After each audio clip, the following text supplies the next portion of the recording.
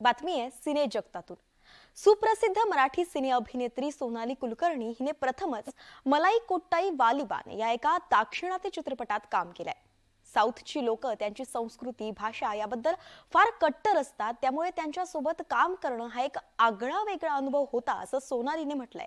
तिच्याशी खास बातचीत केली आहे आमचे प्रतिनिधी नयन कारेकर हिने।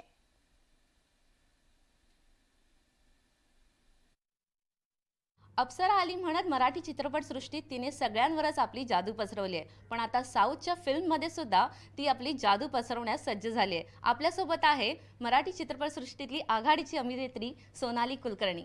Welcome to news 18 Lokmat. Thank you so much.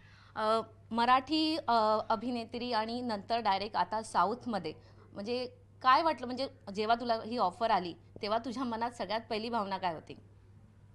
पहिली भावना होती विश्वासच बसला नाही मला, अविश्वसनीय। कारण मी कधीच त्या क्षेत्रात काम केलेलं नाही आहे, ती भाषा येत नाही आपल्याला।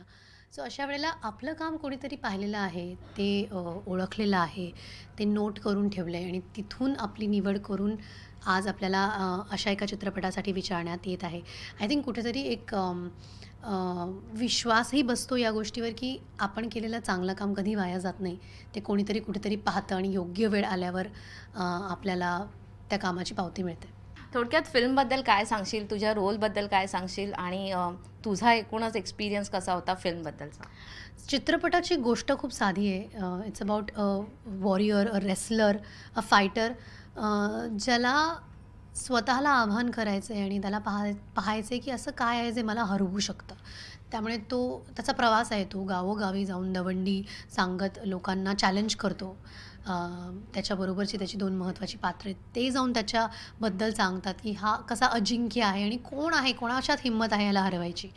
सो प्रत्येक आव्हानातनं तो जिंकत जातो आणि मग व्हॉट इज इट, अशी कुठली गोष्ट आहे जे त्याला तोडू शकते, त्याला हरवू शकते, याच्या तो शोधात आहे। सो गावोगावी जात असताना त्याची या बातमीसह महामुंबईमध्ये इथेच थांबतोय। ताज्या अपडेट्ससाठी पाहत रहा न्यूज 18 लोकमत।